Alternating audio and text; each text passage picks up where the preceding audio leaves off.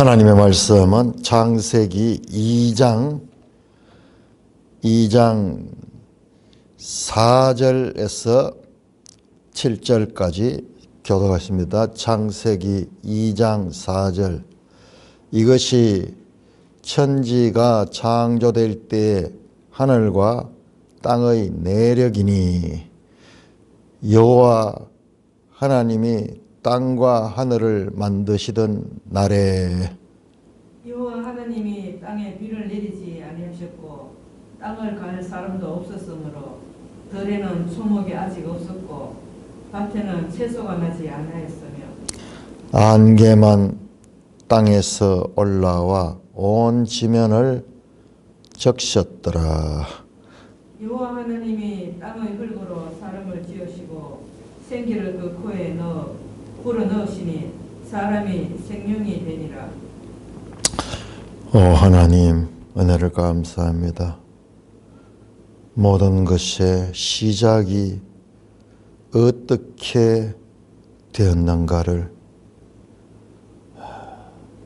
하나님의 계시의 말씀을 통하여 알게 하시고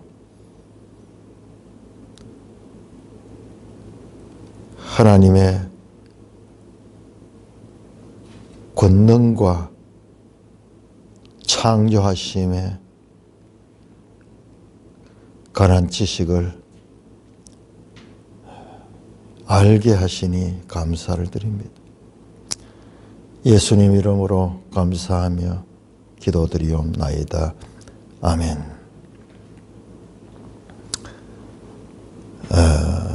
4절입니다. 2장 4절. 왜 4절부터 시작하느냐? 요 4절도요, 조금 더 엄밀하게 분리하면은 4절 앞부분과 뒷부분이 있는데, 이것이 천지가 창조될 때 하늘과 땅의 내력이다. 내력, 이 말이 톨레도트라 그랬죠. 사람에게 붙이면 족보 또는 계보라고 붙이는. 그러니까는 천지가 창조될 때 하늘과 땅의 내력이다. 하늘과 땅,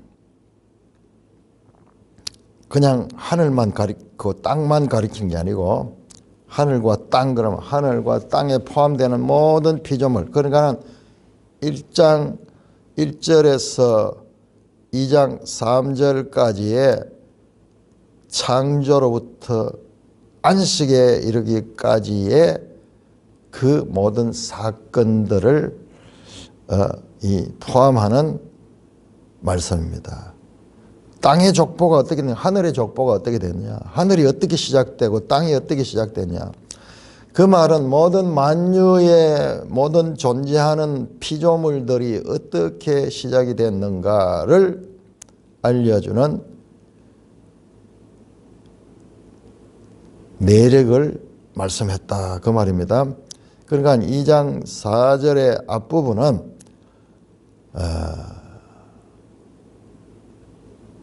2장 3절과 붙어가지고, 그러니까 한 단락이 끝이 나는 첫 번째 톨레도트, 10개의 톨레도트가 있는데 그 가운데 첫 번째 톨레도트가 끝나는 부분이 그 부분입니다. 천지가 창조될 때 봐라 그러죠. 태초에 하나님이 천지를 창조하시니라. 그 창조의 그 내력,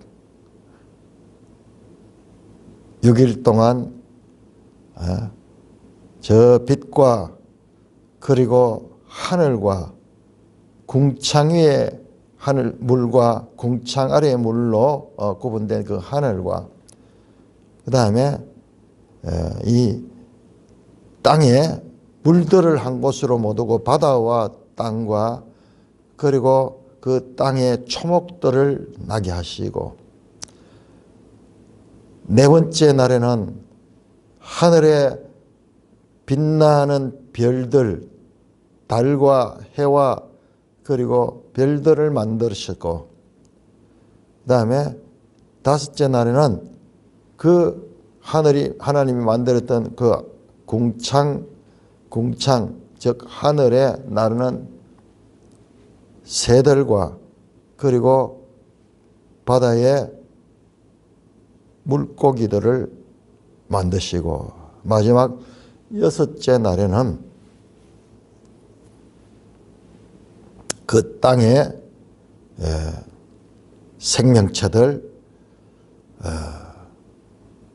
땅에 기는 것까지, 짐승과 가축과 그리고 사람까지 만들었죠. 그리고 하나님이 안식하셨다. 요 내용, 요 7일간에 이루어졌던 이 모든 내용이 바로 이 세상에 존재하는 모든 피조물들이 어떻게 시작됐는가를 알려주는 족보다. 우리가 족보라 그러면은 족보는요 가장 단순하게 표현한 역사예요. 가장 단순하게 표현. 각 개인마다 얼마나 사연들이 많겠어요. 언제 태어나고 뭐 어떻게 하다가 무슨 뭐 일을 하다가 죽고 그 다음에 또 자녀를 놓고 뭐 이런 식으로 되는데 그런 족보책에는 이름만 탁 나오잖아요. 이름만. 근데 그 이름 속에 족보가 쫙 연결되죠. 그렇듯이 이 복잡다단한 천지 만물의 그 시작이 어떻게 시작돼서 여기까지 이르렀는가를 알리는 내력이다. 자, 그래서 2장 4절 앞부분은 앞장으로 앞에 나왔던 2장 3절에 붙여서 한 단락이 끝나고 그 다음에 이제 2장 4절 이후에서 오늘 본문에서 핵심 내용은 뭐냐 그러면은 그 사람을 창조하시는 것입니다. 사람을 창조하시는 것. 자, 앞부분에서 이미 사람이 창조됐죠. 그러나 그 사람이 창조될 때의 그 이 기록은 첫째 날, 둘째 날, 셋째 날, 넷째 날, 다섯째 날, 여섯째 날 다 운율을 가죠. 아침이 되고 저녁이 되고 아침이 되니 첫째 날이라, 저녁이 되고 아침이 되니 둘째 날이라, 이런 식으로 짤막짤막하게 그 날마다 그 운율을 가지고 정형적인 그런 형식을 가지고 그렇게 그 모든 피조물들 가운데 사람도 그냥 객관적인 한 존재로 그렇게 피조됐다라는 것을 알렸고요. 오늘 2장에서는 그 가운데서 그 창조물들 가운데서 사람에다가 포커스를 맞추어서 확대해서 그 사람의 창조와 그 이 모든 그 환경들 또는 사람에 관한 그 모든 것들을 자세하게 확대해서 보여줍니다. 마치 뭐 같느냐 그러면 처음에는 쭉 카메라 앵글을 가지고 멀리 쫙 이렇게 당기는 거야. 그래서 사람도 여러 피조물 가운데 하나로서 객관적으로 그렇게 묘사했다 그러면은 오늘 본문에서는 그 가운데 사람에다가 포커스를 맞춰서 그 사람을 줌인 해가지고 사람에 관해서 그렇게 확대해서 그렇게 인간의 창조를 확대해서 보여줍니다. 마치 이게 뭐 영화의 카메라 기법처럼. 그러니까 성경을 읽다 보면은 영화와 많이 닮았다. 그런데 성경이 영화를 닮은 것이 아니라 영화가 성경을 닮았는 거죠. 그러니까 우리는 영화를 많이 봤으니까는 거꾸로 생각하는 거예요. 여러분, 영화는 생긴 지가 얼마 돼요? 이 활동사진 생긴 지가 얼마 되지 않아요? 200년도 안 되잖아요. 근데 성경은 수천 년 전에 이미 존재했으니까요. 우리가 이제 성경을 잘 모르니까 거꾸로 생각하는 거예요. 홍수 신화가 비슷한 것들 세상에 여러 개 있거든요. 그러면 사람들은 그건 믿기 싫어하는 사람들이죠. 봐라, 성경이 저 인디안 홍수 신화를 닮았다. 반대지. 인디안 홍수 신화가 성경을 닮은 거죠. 어떻게든지 믿지 않으려고 성경을 부정하려고 하는 그런 이 사상을 가진 사람들은 성경을 믿지 않으려고 얼마나 노력하는지 몰라요. 온갖 학문적인 노력을 동원해서 성경을 부정하려고 하는데 성경은 거기에 대해서 일일이 대응하지 않고요. 그냥 선포합니다. 그냥 선포하는데 그리고 지금 이 창세기 1장, 2장에 나오는 이 내용을 과학적인 방법으로 접근해서 해석을 하려고 하면요. 그러면 그건 방법 자체가 틀렸습니다. 그렇게 설명되지 않아요. 하나님의 지혜를 가지고 우리 인생들에게 알아들을 수 있는 그런 표현과 방법을 가지고 말씀하는 겁니다. 자, 그래서 4절 후반절입니다. 여호와 하나님이 땅과 하늘을 만드시던 날에, 자 여기에요. 변화가 탁 나와요. 지금까지는 전부 뭡니까? 하늘과 땅. 그런데 여기 와서는요. 딱 어순을 바꾸서는 땅과 하늘을 만드시는 날에 뭔가 변화가 있잖아요. 새로운 단락이 시작되는 그런 것을 알 수가 있습니다. 땅과 하늘을 만드시던 날에요.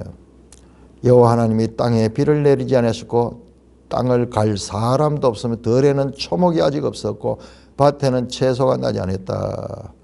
자, 이 표현도 예민하게 보는 비판하는 사람들은요. 이게 맞지 않잖아. 이미 초목이 언제 존재했습니까? 3일째 창조 때. 하나님이 3일째 창조 때 육지와 바다를 가르고 그 육지에는 초목들, 나무들 존재하도록 했다고 1장 11절, 12절에 나오지 않습니까? 한번 볼까요? 1장 11절 하나님이 땅은 풀과 씨 맺는 채소와 각기 종류와 씨 맺는 나무를 열매 맺는 나무를 내라. 그대로 되어 땅이 풀과 각기 종류대로 씨 맺는 채소와 각기 종류 씨 가진 열매를 냈다. 그래 하나님 보시기에 좋았다. 그런데 지금 여기에는 6일째 하나님이 사람을 창조할 텐데 아직 채소도 나지 않았고 초목도 없었다.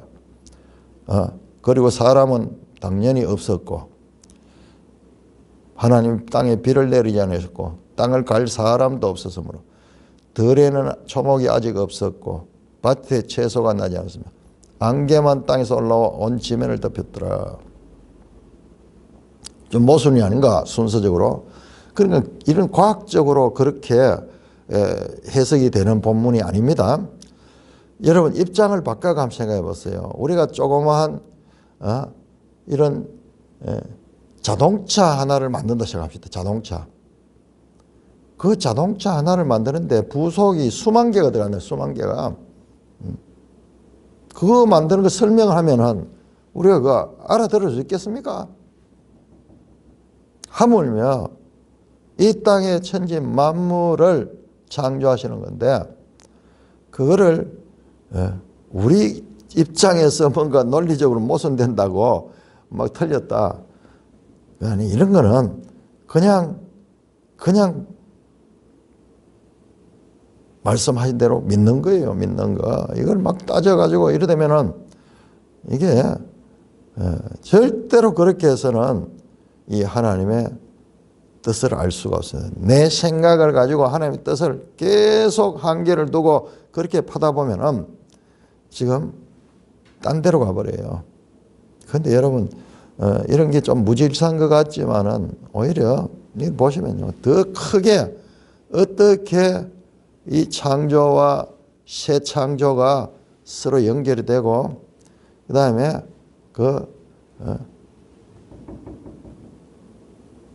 처음에 3일 동안은 해와 달이 없었잖아요. 빛이 있었잖아요. 그 빛이 무슨 빛이에요? 그건 뭐예요? 우리가 아는 이런 빛이 아니에요.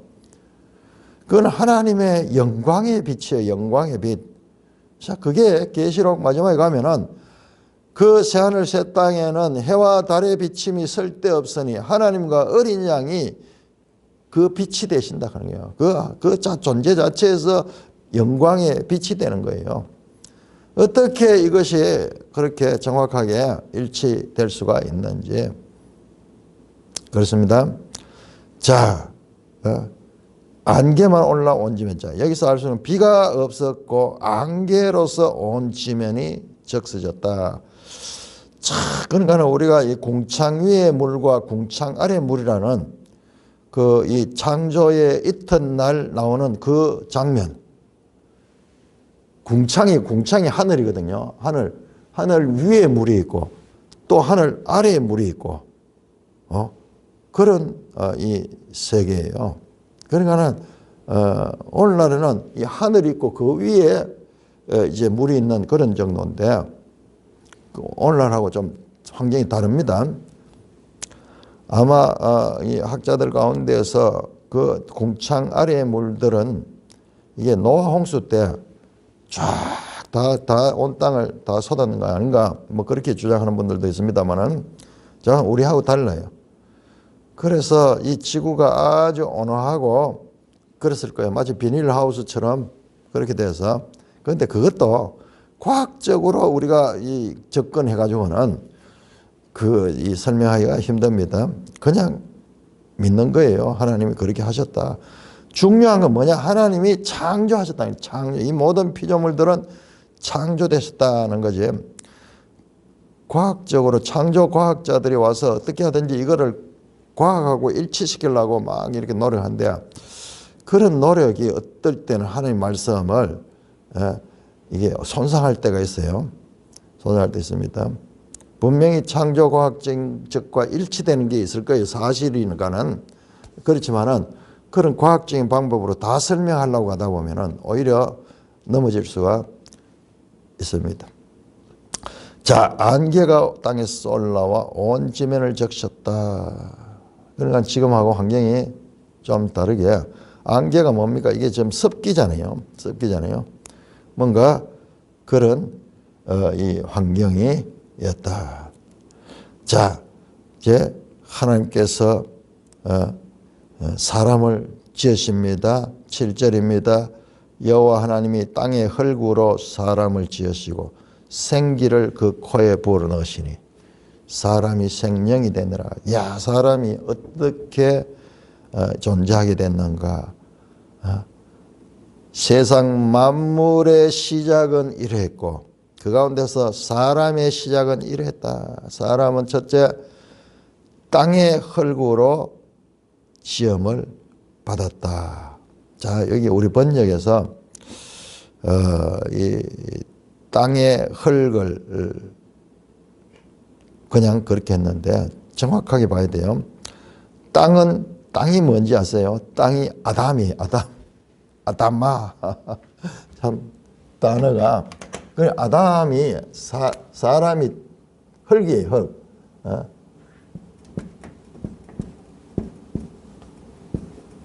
이게 아담아예요, 아담아. 땅.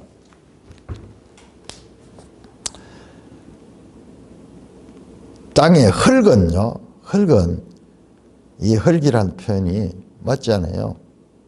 흙이 아니고 아파르, 먼지예요, 먼지.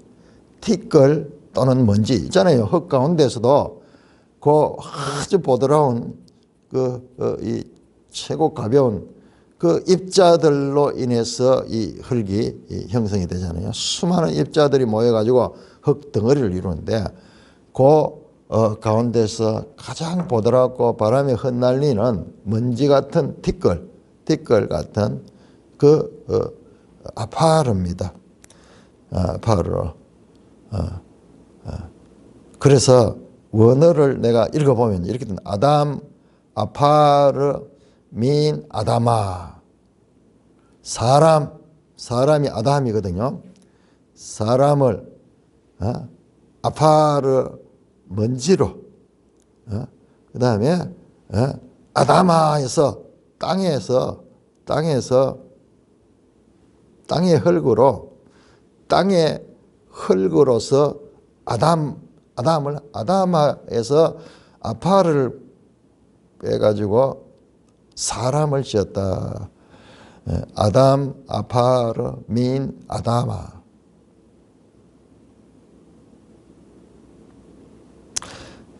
그렇게 지으시고 생기를 그 코에 푸는다. 생기라는 이 표현이 성경에 여러 군 나오는데 이 표현은 좀 다릅니다. 나시마.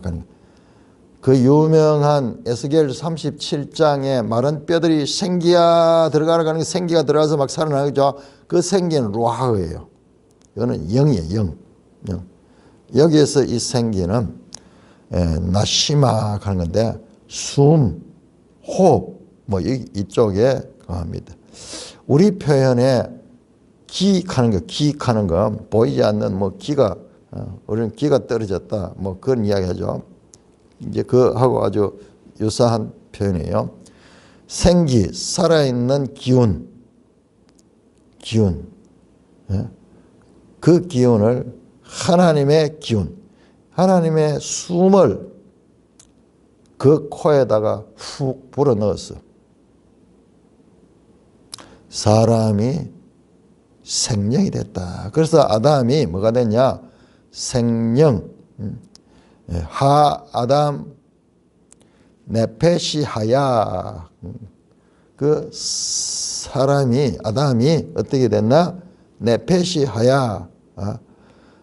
이 영어 성경에는 living soul, 영이로 되어 있으니까는 성령 할 적에 스피리츠, 루아흐로 보는데 그거 아니에요. 그 단어 아니에요. 살아있는 혼이 됐다. living soul. 살아있는 혼이 됐다. 이렇게 사람을 만들었다. 특별하게 어떻게 만들었는가? 하나님의 형상과 모양을 따라 사람을 만들었다. 앞에 나왔죠. 그 사람을 만들면서 하나님이 숨을 불어넣어 가지고 사람이 살아있는 이 영적 존재가 됐다. 8절입니다. 8절에서 15절까지 교독합니다. 창세기 2장 8절 여호와 하나님이 동방의 에덴의 동산을 창설하시고 그 지으신 사람을 거기 두시니라. 여호와 하나님이 그 땅에서 보기에 아름답고 먹기에 좋은 나무가 나게 하시니 동산 가운데에는 생명나무와 선악을 알게 하는 나무도 있더라. 강이 에덴에서 흘러나와 동산을 적시고 거기서부터 갈라져 네 근원이 되었으니 첫째 이름은 비손이라 금이 있는 하윌라 온 땅을 둘렀으며 그 땅의 금은 순금이요 그곳에는 베들리엄과 호마노도 있으며 둘째 강의 이름은 기혼이라 구스 온 땅을 둘렀고 셋째 강의 이름은 히떼길이라 아수르 동쪽으로 흘렀으며 넷째 강은 유브라데더라. 자, 여기까지. 자, 이 사람을 만드시고 하나님께서 하나님의 동방의 에덴 동산을 창조하시네. 동방은 동쪽을 가리킵니다. 동쪽에 에덴 동산을, 여기 동산 갈 때 동자는 동쪽이 아니고 가든, 정원을 동산을 합니다. 그 에덴이라는 말의 뜻은 기쁨이라는 거예요. 기쁨, 즐거움. 이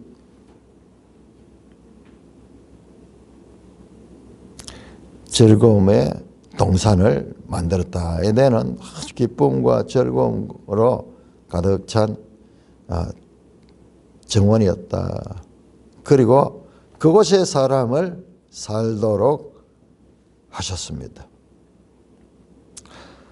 여호와 하나님께서 9절입니다. 그 땅에 보기에 아름답고 먹기에 좋은 나무가 나게 하시니, 아름답고도 먹기도 좋은 나무가 나게 하시니, 동산 가운데 생명나무와 선악을 알게 하는 나무도 있더라. 나무 가운데 이 생명나무와 선악을 알게 하는 나무도 있었다.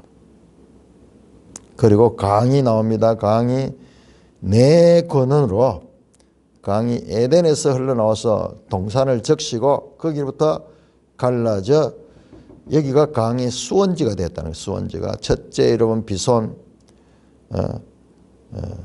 금이 있는 하윌라 온 땅을 둘렀으니 그 땅에 금은 순금이요 그곳에는 베들리엄과 호마노와 또 있으며, 둘째 강의 이름은 기혼, 구스 온 땅을 둘렀고. 여러분 이것도요, 과학적으로 따져보면 구스가 아직 생기지도 않았는데 왜 구스 온 땅이라 그러느냐. 그 다음 셋째 강 히데겔, 유브라데 강, 이런 것들은 아직까지 생기기도 전이에요.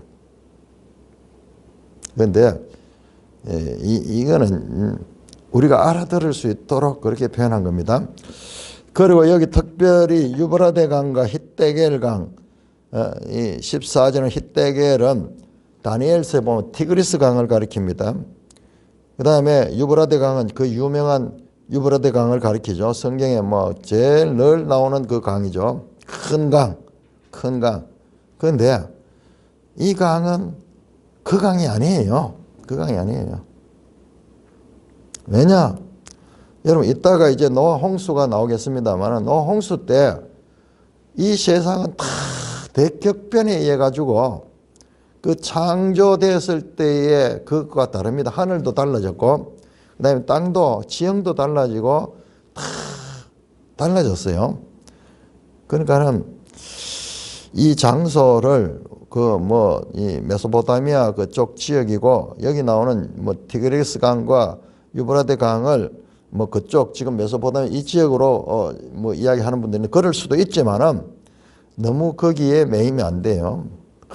그 지형이 다 바뀌고 이 지구가 대격변이 있었잖아요. 그 전이잖아요.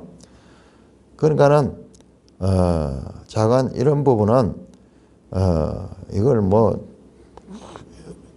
너무 깊이 들어가면은 우리의 어떤 그 생각의 한계를 넘어서는 그런 내용들이에요. 자, 강이 있었다. 근데 이게 이제 좋은 게, 이 강이 있었다, 에덴에서부터 강이 흘러나왔다, 이게 어디 가면 나오냐 하면은 에스겔 그 47장입니까? 그 가면 성전에서 강이 막 나오잖아요. 강이 막 흘러나오고, 그 다음에 요한계시록 마지막 21장 20장 가면은 거기에도 생명의 강이 흘러나옵니다. 생수가 흐르는 그 생명의 강.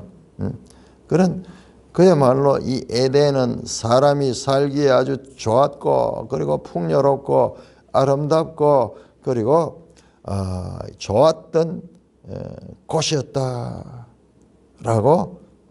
우리가 볼 수가 있고, 이 위치라든지 이런 걸 가지고 이야기를 하는 거는 좀 넌센스예요. 왜냐 그러면은 그 노아 홍수 때 온 세상이 물에 잠기고 대격변에 의해 가지고 지형 자체도 바뀌고, 심지어는 그때 어떤 어떤 지구의 이런 이 구조 자체도 바뀔 수도 있어요. 땅의 위치든 어떤 것도 뭐 엄청난 그 땅 아래에서도 그 샘이 쏟았거든요. 비만 내려오는 게 아니라 그 깊음의 샘도 터지고 이러면 온 지구가 잠길 정도 같으면은, 이거는 뭐 우리가 보는 이런 홍수하고는 상상할 수 없는 그런 대격변의 시기를 거친 것이 오늘날 땅이기 때문에, 이런 부분을 가지고 현재적인 관점에서 너무 뭐 깊이 들어가는 것은 좀 넌센스다. 자, 15절에서 17절까지 교독합니다.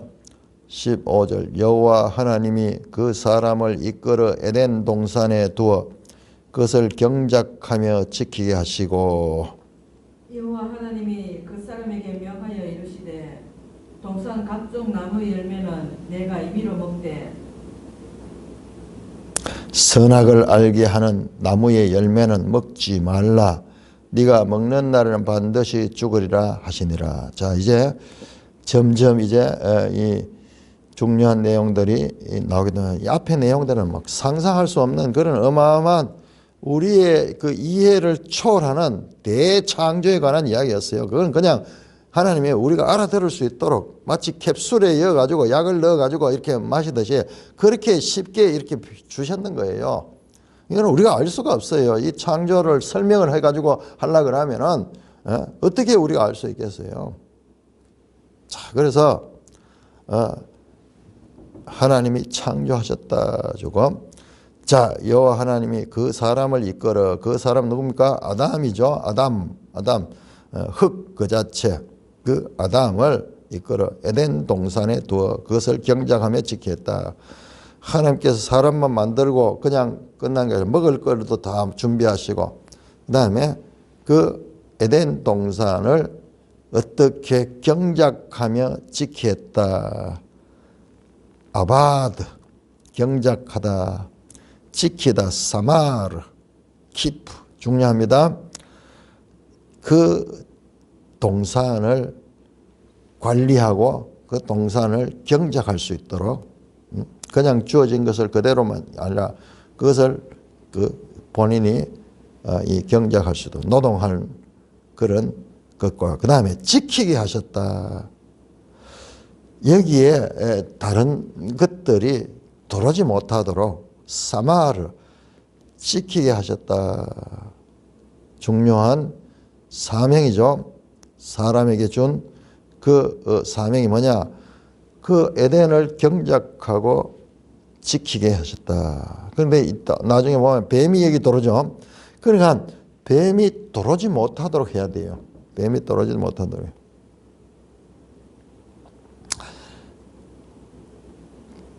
그래서 경작하며 지키게 하셨다. 이 단어가요, 뱀과 연관되어서 나옵니다. 나중에 보면은 사람이 에덴에서 추방당할 적에 천사들이 그걸 지켜. 천사를 지켜. 사마람, 사람이 하지 못한 것을 천사들이 해서 에덴에 다른 뭐가 들어오지 못하도록 지키는 내용이 나옵니다. 여호와 하나님이 그 사람에게 명하여 이르시되, 자, 사람에게 그 모든 것을 주시고 하나님이 최초로 율법을 줍니다. 율법. 동산 각종 나무의 열매는 네가 임의로 먹되 먼저 자유입니다. 자유. 마음대로 freely eat. 네 마음대로 먹을 수 있다. 금지가 아니고 생명 나무를 포함해서 모든 동산의 각종 나무의 열매들이 있었어. 그런데 네가 먼저 임의로 먹되 네 자유롭게 먹을 수가 있다. 그런데 그 가운데서 선악을 알게 하는 나무의 열매는 먹지 말라. 네가 먹는 날은 반드시 죽어. 자, 100개의 나무가 있다면은 99개는 네 마음대로 먹을 수 있고 한 개 나무 그거는 먹지 마라. 그거를 먹으면은 네가 반드시 죽으리라. surely die. 반드시 죽는다. 그렇게 하나님께서 최초의 법을 주셨습니다. 왜 이 법을 주셨나? 법을 주시 아니하시면은 나중에 이와 같은 이 법을 어기지도 않았을 텐데, 그건 우리 생각이에요. 자, 아담이 큰 자유를 받았습니다. 그 가운데 한 가지 선악을 알게 하는 나무의 열매를 먹지 말라는 것은, 이것은 사람의 큰 자유와 그 자유에 따른 작은 한계를 주셨습니다. 자신의 정확한 위치를 설정해 주세요. 마음대로 하지만은 그러나 한 가지는 네가 하나님의 네가 피조물이다 하는 것을 잊지 않도록. 그래서 그 법이 존재하는 것입니다. 그런데 그 금지, 예? 먹지 말라 하는 금지는 그 금지를 어기게 되면은 사형이라는 형벌이 따른다. 반드시 사형을 당한다. 죽게 된다. 그 말이죠. 그렇습니다. 자, 이제 우리가 앞으로 이 성경에 나오는 율법과 이 사람의 관계 또는 율법과 죄와 사망의 관계도 유치되는데, 자, 여러분 한번 보세요. 이 땅에서요, 우리에게 자유를 주면은, 이건 아주 내밀한 그런 것이거든요. 금지가 탁 생기면요, 이거 하지 마라 그러면은 우리 속에서 어떤 생각이 드냐 하면 그 금지 사항을 위반할 가능성이 존재하게 돼요. 먹지 마라 그러면은 먹고 싶은 생각이 드는 거예요. 하지 마라 그러면은 하고 싶은 그런 생각이 드는 거예요. 그리고 저것을 행하면은 내가 죽는데 하는 그 형벌이 주어지게 되면은 내 속에서 불안이 생기는 거예요. 내가 저것을 행할 수도 있다는, 금지가 없을 때는 그런 갈등 자체가 없었는데 이제 금지가 주어지고 금지의 결과는 사망이다 그랬을 때는 내가 저 금지한 것을 위반할 수 있는 그런 가능성을 사람은 상상하게 됩니다. 그래서 사람 속에 뭐가 생기냐? 불안이 발생한다. 불안이 발생한다. 그 불안은 뭐냐? 가능성에 대한 예견적 두려움이다. 이게 누가 이야기했냐 그러면은 이게 유명한, 아마 그분이 덴마크 사람이에요. 덴마크 쉐렌 키에르케고르 하는 유실론적 철학자죠. 유실론적 그 철학자인 그 쉐렌 키에르케고르가 그 인간의 어떤 그 철학자들은 내면 같은 거 이런 걸 깊이 보잖아요. 그래서 철학자들은 좀 우울해요. 우울해. 뭔가 인간의 내면 같은 거 이런 걸 사람들은 그냥 살아가지만은 그 철학자들은 특별하게 은사가 있어가지고 그 내면 세계를 들여다보면서 자꾸 생각하는, 그러다 보니까는 뭐가 발견되느냐? 인간 속에 있는 근원적인 불안을 보게 되는 거예요. 두려움, 그리고 어떤 죄에 대한 이런 부분들 다, 그래서 그러는 거예요. 금지가 있으면은 하지 마라, 이게 하나의 법이야. 법이 생기면은 그 법에 대해서, 법으로 인해서 내 속에서 법을 위반할 수 있는 가능성을 스스로 상상하게 되면서 거기서 불안을 느낀다는 거예요. 불안을 느낀다는. 자, 그래서 이제 율법과 이 죄의 깨달음, 죄의 관계, 이제 이후로 성경에 전부 그 내용이잖아요. 율법과 죄의 관계, 이러한 것들이 여기 처음으로 주어집니다. 그러나 여기서는 그냥 하나님이 법으로 주셨습니다. 그러고 지나갑니다. 그 동산에 모든 것을 할 수 있는 자유로움을 주시고 한 가지 금지사항을 주셨다.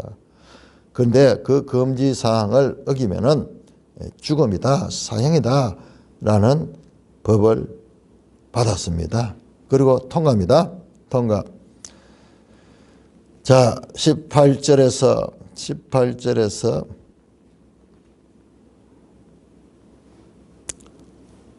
20절까지 교독합니다. 18절, 여호와 하나님이 이르시되 사람이 혼자 사는 것이 좋지 아니하니 내가 그를 위하여 돕는 배필을 지으리라 하시니라. 여호와 하나님이 흙으로 각종 들짐승과 공중의 각종 새를 지으시고 아담이 무엇이라 부르나 보시려고 그것들을 그에게 이끌어 가시니 아담이 각 생물을 부르는 것이 곧 그 이름이 되었더라. 아담이 모든 가축과 공중의 새와 들의 모든 짐승에게 이름을 주니라. 아담이 돕는 배필이 없으므로. 자, 거기까지 거기까지 보겠습니다. 자, 이렇게 하나님이 동산을 아주 만족스럽고 이 기쁨의 동산에 풍부한 강이 있다는 것은 뭡니까? 이 생명이 살 수 있는 조건이죠. 인류의 문명의 발상지가 전부 강이잖아요. 4대 강, 4대 강, 우리나라 4대 강 개발하듯이 4대 강, 세계의 4대 강, 첫째 메소포타미아 문명, 이게 유프라데스 강과 티그리스 강 나오죠. 그 다음에 인더스, 나일강, 그 다음에 인더스 강, 그 다음에 이 중국의 황하강, 이런 식으로 큰 강이 있는 곳에 문명이 발생되는 거예요. 그러니까 여기 강이 4개가 막 에덴에서 나와 발현되니까는 풍부하다는 거예요. 풍부하다는 거예요. 여러분 살면서 우리는 오늘날 수도를 이용해가지고 이렇게 집집마다 물을 쓰니까는 물을 귀한 줄 모르지만은 이게 이렇게 산 것은 인류 역사상 우리가 특별한 몇 프로만 느끼는, 특별한 1%가 느끼는 거예요. 그 이전 사람들은 전부 물 때문에 얼마나 힘들은지 몰라요. 물 때문에.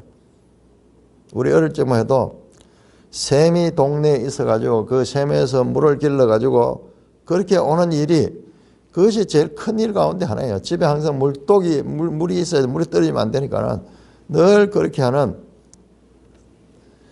짧은 시간에 너무나 편리한 이런 생활을 누리니까는 이 물이 얼마나 귀했다는 것을 우리가 잘 생각하지를 못하는 거죠. 자, 풍부한 곳에 그렇게 하나님께서 그들을 하시고, 그 다음에 자 18절에 사람이 혼자 사는 것이 좋지 아니하니 내가 그를 위하여 돕는 배필을 지으리라 하시니라. 그 다음에 여호와 하나님이 흙으로 각종 들짐승과 공중의 새를 지으셨다. 그리고 아담에게 이름을 짓도록 그렇게 하셨다. 이것도 순서상으로 보면 앞에 나왔던 1장의 그 순서와 조금 다르죠. 1장에서는 들짐승이 만들어지고 그 다음에 사람이 최종적으로 되어지는데, 자 이제 그런 부분은 아까 말씀드렸듯이 이거는 과학적인 그런 방법으로 봐가지고는 안 됩니다. 자, 그리고 제가 그냥 지나왔는데 여러분 지금까지 앞에요. 1장 1절에서 2장 3절까지는 전부 하나님의 호칭이 하나님이었어요. 엘로힘. 그런데 여호와라는 이름이 참 여기서 등장합니다. 2장 4절 보세요. 2장 4절에 여호와 하나님 앞에 여호와라는 그 이름입니다. 여호와. 자, 여호와라는 이름이 2장에는 계속 나옵니다. 여호와 하나님. 1장에는 전부 다 엘로힘, 그냥 하나님이 되어 있고, 여호와 하나님이라는 표현은 여기서부터 처음 나옵니다. 자, 그래서 18절에 여호와 하나님이 이르시되 사람이 혼자 사는 것이 좋지 아니하니 내가 그를 위하여 돕는 배필을 지으라. 돕는 배필, 돕는다, 에벤 에젤, 여기까지 도우셨다. 하나님이 여기까지 도우셨다. 에젤, 돕는 배필, 헬퍼. 자, 사람이 혼자 사는 것이 좋지 아니하니 로토브, 좋지 않다. 여러분 앞에서 보세요. 1장에 뭡니까? 저녁이 되고 아침이 되는 첫째 날 하나님 보시기에 좋았더라. 하나님 보시기에 좋았더라. 힌네 토브 좋았다, 선하다 그러죠. 그런데 여기는 로토브, 좋지 않다.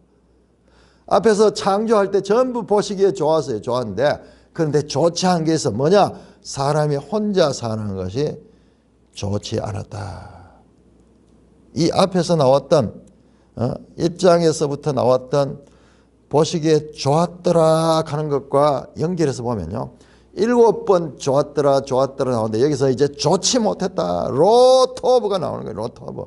그렇게 보면은 이게 얼마나 울림이 있는, 무게 있는 의미입니다. 좋지 못했다 하는 이게요. 충격적인 거예요. 왜?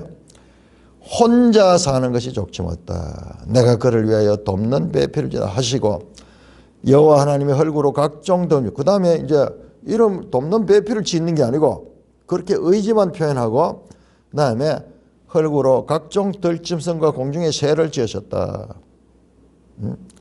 그 다음에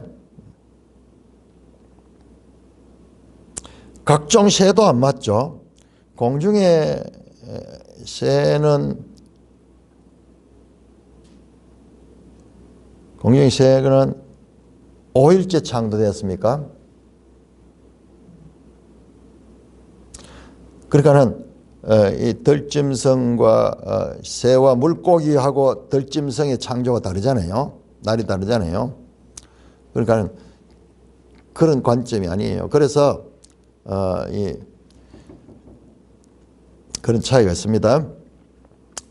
자, 그 각 공중의 각종 새를 지으시고 아담이 무엇이라고 부르나를 보시려고 그것을 이끌어서 아담이 생물을 부른 것이 아담이 그 이름을 짓게 했는 거야. 이름을 짓는다는 것은 하나의 이 주권적인 의미를 가지고 있죠.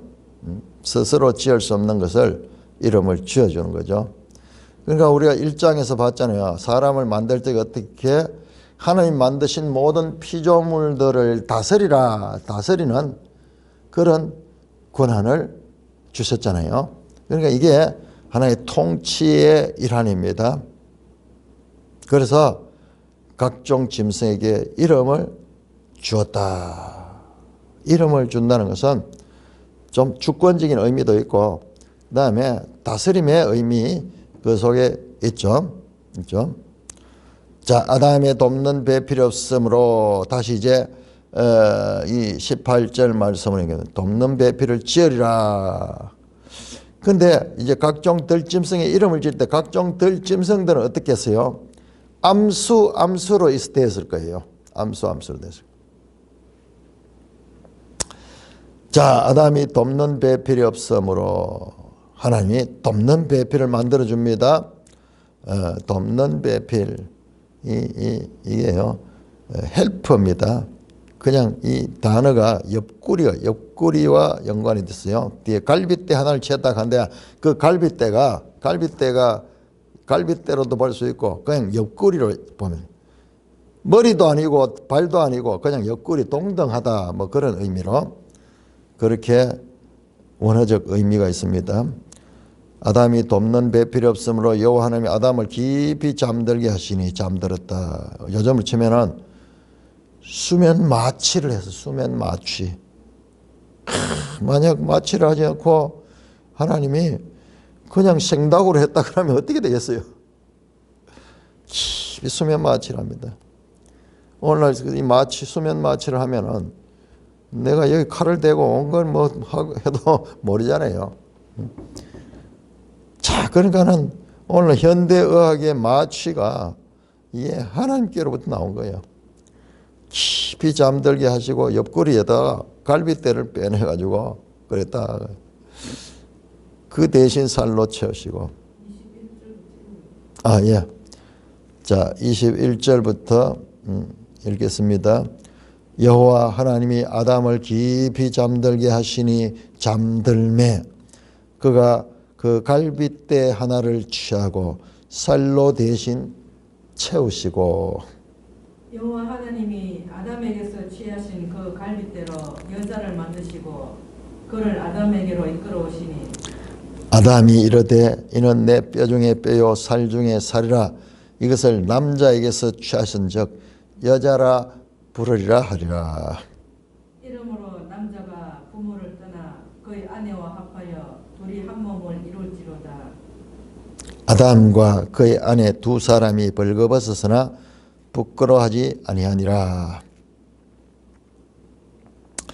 자, 아담을 깊이 잠들게 하고 그 다음에 외과 수술하듯이 해서 이 아내를 만들었습니다. 22절에 여호와 하나님이 아담에게서 취하신 그 갈빗대로 여자를 만드시고 그를 아담에게로 끌어왔다.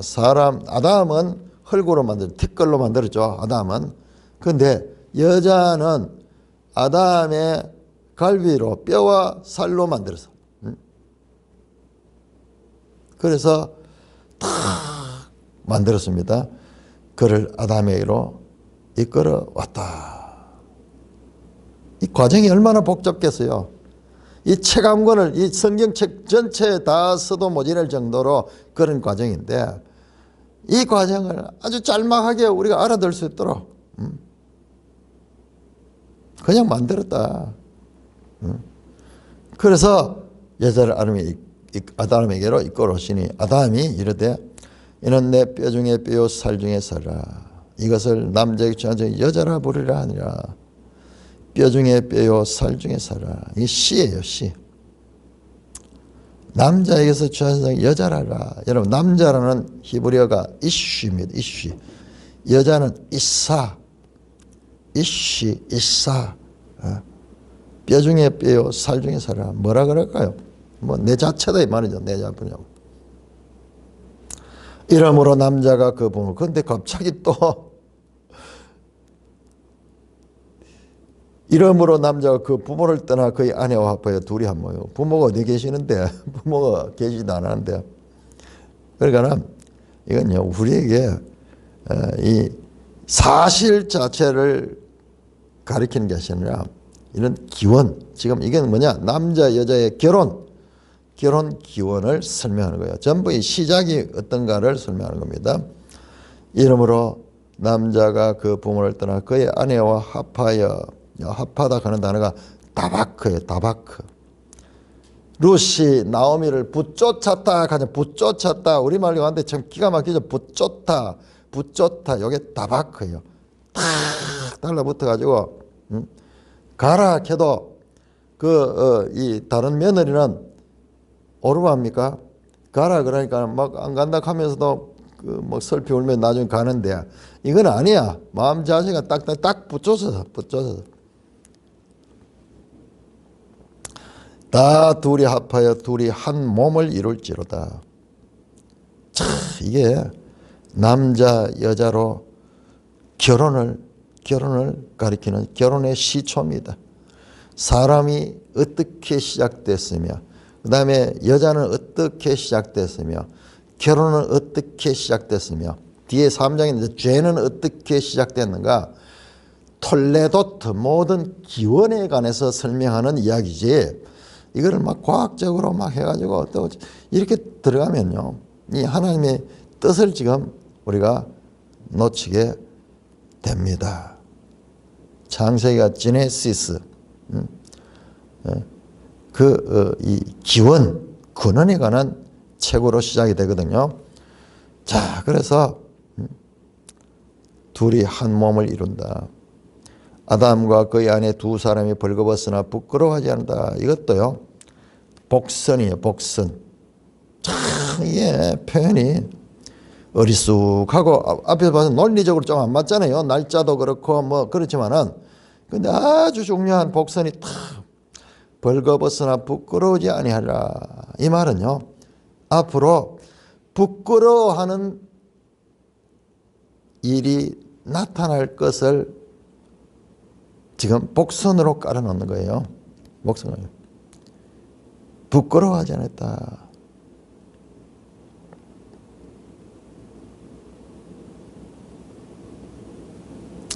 부끄러워하지 않는 상태로서 이제 3장에 가면은 벗은 것을 두려워하고 부끄러워하고 수치를 느끼는 그런 상태가 됩니다. 그게 언제냐?